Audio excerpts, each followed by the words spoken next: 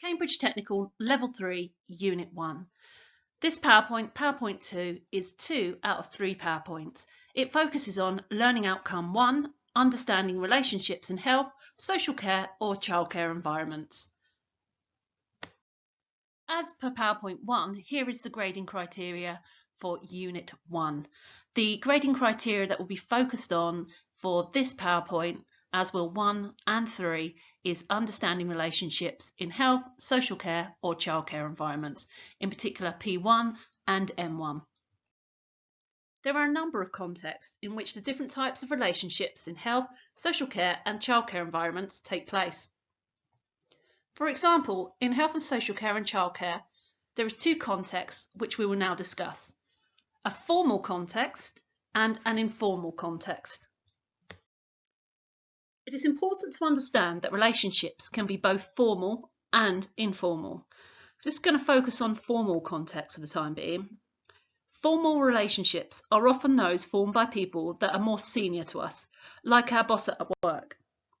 For example, my boss at work would be the head teacher of the school. The way in which I would communicate with him would be different to the way in which I communicate with my colleagues that I work with in my department.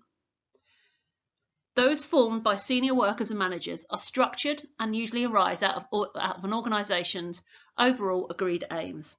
Formal contexts are defined by rules, regulations and policies.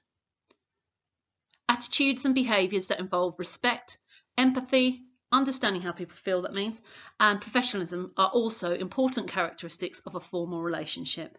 This tends to be very factual, to the point, very clear, precise. Relationships tend to be more respectful, less slang used.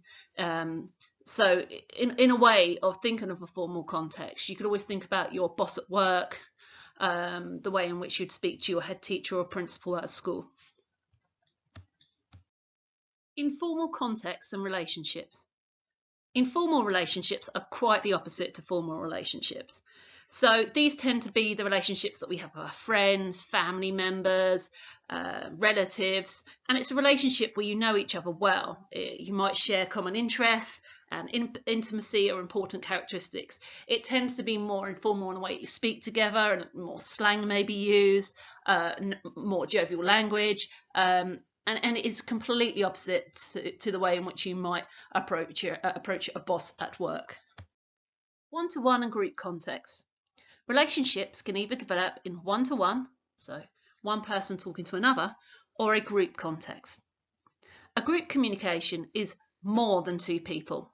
An example of can be nursery nurses talking to some of the children she's responsible for, or a staff meeting in a care home. Environment.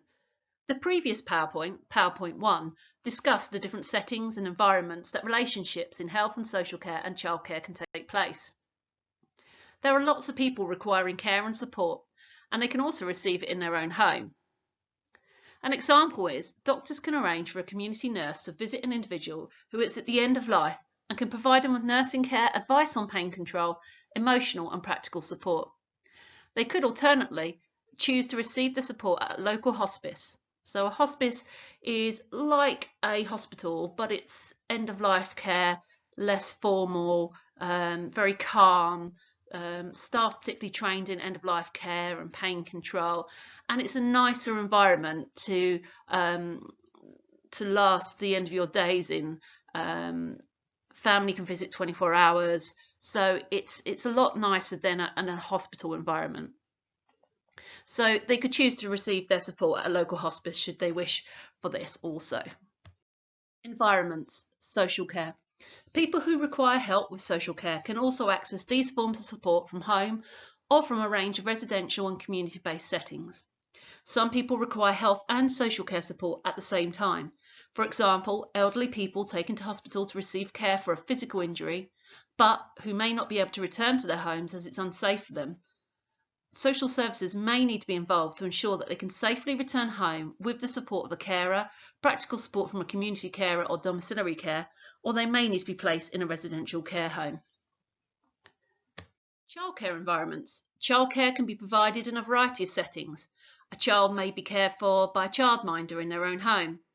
A child may alternatively attend a nursery or an after-school club.